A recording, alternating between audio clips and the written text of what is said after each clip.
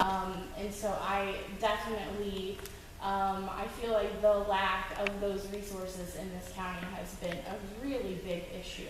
I also, just once, I know you're jumping a bit, but our Peace Flag chapter was instrumental in bringing the grown American youth to St. Charles 7 or 8 years ago, and we have a thriving group that meets every Tuesday night. So yeah, that's the one I usually go to. Yeah, it's probably not a question, to expand further, or at least talk to them about how it's starting, But GSAs alone have made such a difference in schools. There's still many kids that are afraid to join, but there's also a lot, in many schools there's a lot of straight allies, and I need to stress the importance of allies in every social movement.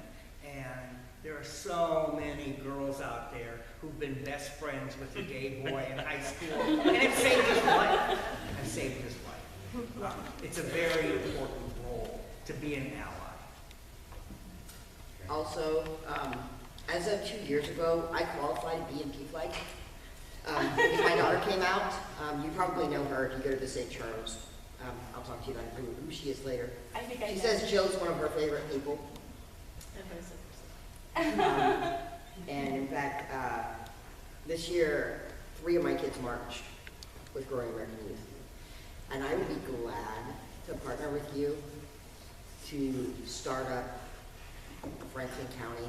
Oh, that would be P-Flag. fantastic. I mean, No, let's not say it would be. no, fantastic. yeah, Let's I'm do down it. for that. I mean, I used to It's great to talk about doing something. No, I'm saying let's do it. Yeah, let's do Now. it. I mean, I we used can't to do it tonight, consider but let's myself do an this. ally. Yeah, our chapter spawned the Hannibal Quincy chapter as well, so I can help you. Yeah, I used to consider myself an ally, but this past National Coming Out Day at age 40, married happily for 14 years and 2 children, I came out as bisexual. That's and awesome. so, and my son was a huge inspiration for me. And keep sharing your story, because that's so important, especially for bisexuals. That's that just what because you're in a yeah. heterosexual relationship or married, that doesn't mean that you can't Yeah, be that's what was, heterosexual. It helps. was difficult Right. for me. Like, people were like, how can you be bisexual? You're married. And I'm like, it's pretty simple. Yeah. My son was my inspiration because he came out like 2.5 years ago. And we were very famous for a while because I wrote a letter to him and put it on his door. And then it just went viral and crazy. Then we were on TV and everything. And so that was really, we fully believe in sharing our stories. And that's what I think is hugely important, because then I have thousands and thousands of people tell me all the time, your story, you're so open about everything, that this has inspired me, to be open about myself. There's two sort of, the original P-Flag narrative was parents coming in great pain because they had difficulty accepting this. And I met people who said, oh yes, I came and cried every month for a year before I could accept this, and of course now they're marching in the parades. And that was pretty much the typical narrative when I joined 20 years ago. But I was joining I needed help accepting my son, but I did need to be more comfortable with other people. I was, just like every other parent, worried about what the neighbors would think, what my family would think. But there's a whole group of parents now coming to P-Flag in their 40s, having kids that are 15 in high school, and these parents are coming because they want to help their kid. And that ideally is how it should be. But in reality, there's still many parents who it's a personal pain for them because they are having to give up their hopes and dreams. There's a kind of mourning period before they can come to acceptance. But yes, parents need help. At P-Flag, we have the expression, parents go in the closet when their kids come out of the closet. Meaning a kid coming out is moving towards authenticity and wholeness, as you could hear from these stories up here. But parents don't move to wholeness and authenticity when their kid comes out, And going to a meeting doesn't make them excited in the beginning, There's just a lot of shame, as if they did something wrong, as if you're supposed to have straight kids. And You didn't? What did you do wrong? So it's very, very hard for parents to come through that door. Much harder. I was very excited when my son came out. Well, good. You're that new generation, and we need lots of people like you. And thankfully there are. That's where I fall outside the box, because how many of you have ever heard of gay parents turning their kids away when they came out? When my daughter came out to my partner first, he thought it was a joke. He thought she was testing him. Yeah, I thought you were. Can't you keep a secret? Can you keep a secret? Nope. Yeah, he kept a secret. She came out to me finally a few days later. And he said it was finally that she came out because it was an eternity for him to hold that secret from me. And she came out as a lesbian. And one thing I said is, I'm angry for you. I'm not disappointed, I'm not upset, I'm angry for you. Because I know you're going to face more discrimination as a lesbian than simply as a woman. And I said, and the other thing is, I got to use my phone friend line because I know nothing about teaching you safe sex. So I picked up the phone and I called someone who, at least a couple of people at this table will know who I'm referring to. I called Lesbian Jesus. Her name's Christine Albert, and she is a pillar of the St. Louis LGBT community. And she's Did she tell you how to prevent unwanted pregnancy for lesbian? My daughter's already had to explain that to a doctor that no, she couldn't be pregnant. They said, why? Or they said, are you sexually active? And she said, yes. And they said, well, can you be pregnant? She goes, no. And they said, well, how can you not be sexually? How can you not be at risk of pregnancy if you're sexually active? She goes, I'm a lesbian. I always just say, go ask my wife. She's not married yet. If she's married, she's in trouble because I wasn't invited. There you go. Well, if you, what was the name of your organization? Preferred Family Healthcare. And you said you had brochures? I have flyers that have all the information and my contact. If you would not mind putting those on the table Sure. before everyone heads out, then we can have that resource available to us. That's awesome. Yes. My question is for Logan. Logan knows me personally. One of the hard, make a comment as well. One of the hardest things about being a trans man in this area is hearing, well, have you had the surgery yet? Or are you going to get bottom surgery? Or have you had top surgery yet? Or just a whole bunch of other questions, or having to correct people. And it's so funny because when you say that's none of your business, they get all offended, like you're not allowed to tell them that because this is new to them. And so I wanted to know, how do you, as someone that's been out and on TV for longer than I have, how do you deal with that? Well, if somebody asks about top surgery, I show them because I spent $6,000 to get a chest that I can take a shirt off, and I can walk in a pride parade without a shirt on. I can go swimming, and most people don't even notice the scars.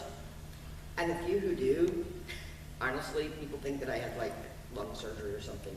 They never ask what it was. The people that see the scars, that notice them. People that ask about genital surgery, to be very blunt, and this is the response I give, and if people get offended, that's their issue. If I'm not looking at you as a sexual partner, what's in my pants, not in my pants, or going to be in my pants, is none of your business. Now, if you want to talk about us having sex, we're going to go over here and have a very long conversation before you get to finding out that information. It's one of those, there was a meme for a while that said, you know, before you ask me about my surgical status, at least buy me a cup of coffee.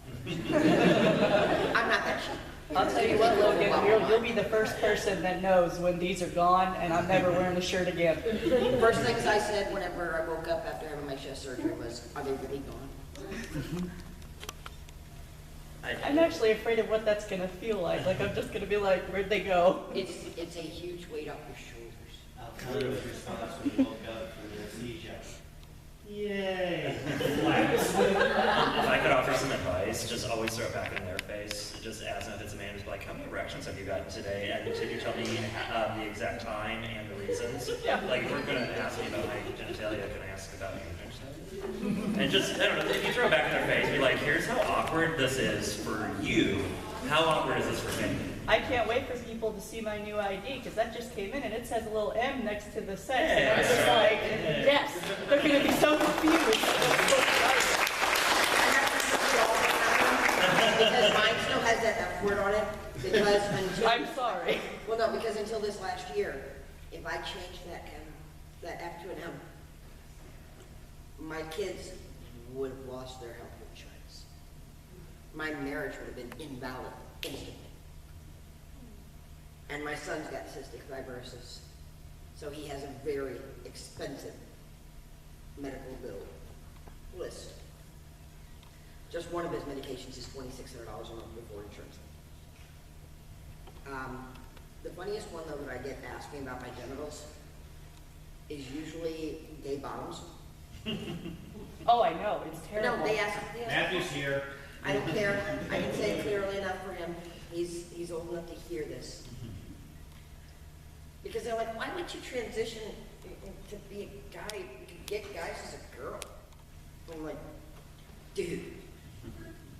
And I try and explain it, and they don't get it. And I try to explain it in different ways. And I just look at them and I get blunt, and I apologize if anyone is offended by my language. But I finally look at them and I go, dude, I'm a fucker, not a fucky. And then they go, oh! And the conversation is suddenly, the light bulb goes on, and they get it. Now, that's my case. But the reality is, I didn't transition because of who I wanted to have sex with. I transitioned because I wanted to be okay with the person in the mirror. I wanted to not have to, get dressed before my skin was dry, so that I didn't have to see when the mirror cleared from the steam that naked body. I wanted to be able to undress in front of someone that I care about and not freak out and have a panic attack because there were parts that didn't belong and there were parts missing that did. So when people start asking about my genitals, I usually try and steer the conversation elsewhere. If they're really forceful with asking, then I turn it into look, are we going to be having sex? Because this was not on my agenda. And one more thing. And you might want to clear it with my husband first. I think I got asked the other day what my birth name was, and I just got my name legally changed the other day, and about a month ago, and I said, it doesn't matter to you what my birth name was. It's what my name is now. That's what my birth name is now, and you have no right to ask. I pay good money to change my name. You can call me by that name. Exactly. I'm so excited for that now. It's just like, yay! When I got my new ID, I was crying. It'll get more and more frustrating for everybody. Anybody who's just recently come out, you'll get dumb questions all the time. And just try to be as patient as you can, because they really are. They're not being mean. They don't know. Just try to be patient. Great point to make right there. I tell people that tell me, a lot of my family and friends' initial reaction was, well, I'm gonna slip up. Just kind of making the insurance like, you can't get mad at me if I mess up. And so I wanted to say well, yes, but no.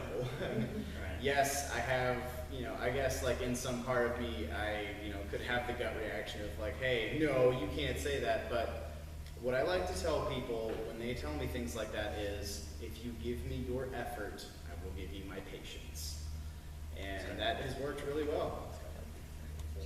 Also, when I participate on the Ask Anything panels, or when people are coming to me and saying, I want to understand, I look at them and I give them this is my disclaimer before I answer any questions.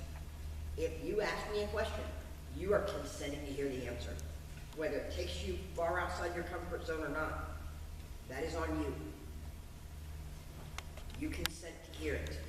I still have the right to refuse to answer that question, but by asking it, you are consenting to hear what the answer is. And some of the answers will take you outside your comfort zone. Any other questions from the audience?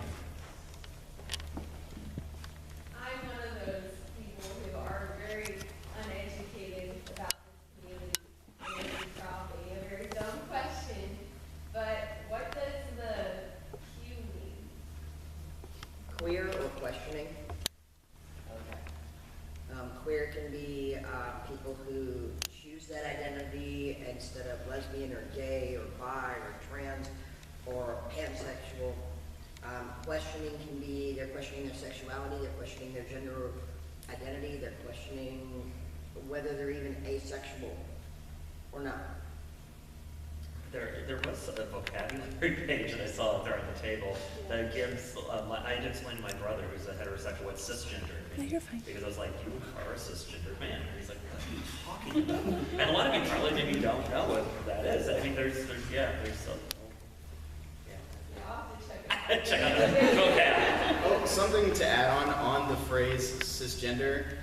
First of all, transgender is an adjective. I'm not a transgender. I think vocabulary and terminology is very important. I was not transgendered by anyone, so I am a person who is transgender. It's like, oh, Ellen DeGeneres, she got gayed.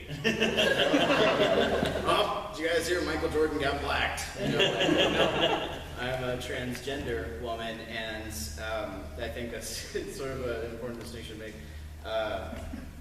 And then, crap, where do we go with that? No, cisgender. I'm sorry. That was the point I was trying to make. Cisgender is not a slur. That is Latin. That is a biological term. That is a medical term. It's science. It's not a slur to knock anyone down. It's not anything to make anyone feel like crap about who they are. It's just, you were talking about labels earlier, and I totally agree with, like, I'm a human being. I don't need a label. But the label is not. The label is not for anyone else. It's for me to, like, maybe find someone else who feels the same way about that same identity, and then we can have some community. But it was always for me, and to a lot of you, it's kind of new to find out, like, if you identify with the sex assigned to you at birth, you are a person who is cisgender, because that's just what the terminology is. And if you think about it, a lot of people that I've met, have gotten sort of offended when I say that, and I understand why, but they've gotten offended whenever I say something like, you're a cisgender person, and they get offended because they're like, well, no, I'm just like a person. I'm a normal person. And I'm just like, well, that implies that I'm some, like, kind of alien. Like, oh, you're a normal person. Okay, since when is anyone normal? Like, what is normal? What does that even mean? But, it's kind of like saying a person who is trans, a person who's not trans. It's just terminology, but I think it's important to know that when someone says the word cisgender, they're not saying it to be like, you're a little cisgender person, what are you talking about? You don't even know. I've got so many friends who are cisgender people, and I would never say that about them because they're awesome. So I think it's important to know that cisgender is just a descriptive word, nothing else. That was my point. But that was my brother, so yeah, I said, I call him all sorts of mean things, because he's my brother. We just say mean things to each other. We can do that. Any other questions? Yes. Why do you guys think that the B and LGBT is being word so much? Because, like, when I came out, my mom used to always joke that she wished that I would be lesbian, so she would have grandbabies. And finally one day I said, well, you're half right. And that was that. And she was like, okay. But when I came out to, like, my lesbian friends and my gay friends, they were like, okay, sure, like, we all were at one point. Like, why do you think that we're so kind of, like, looked at like jokes or... Well, I think the big thing is there are a lot more bisexuals out there. Just like back in the 70s, there were a lot more gays and lesbians than, it was just the simple act of coming out. And there are a lot more bisexuals that are out there, but people normally, when they see if you are a woman and you're with a man, they just assume, well, you're a heterosexual. Unless you actually say to them, no, I'm a bisexual, or I am bisexual, they're not going to know. They're just going to assume. And unless, or if you're a woman with another woman, oh, okay, well then you must be a lesbian. That's why probably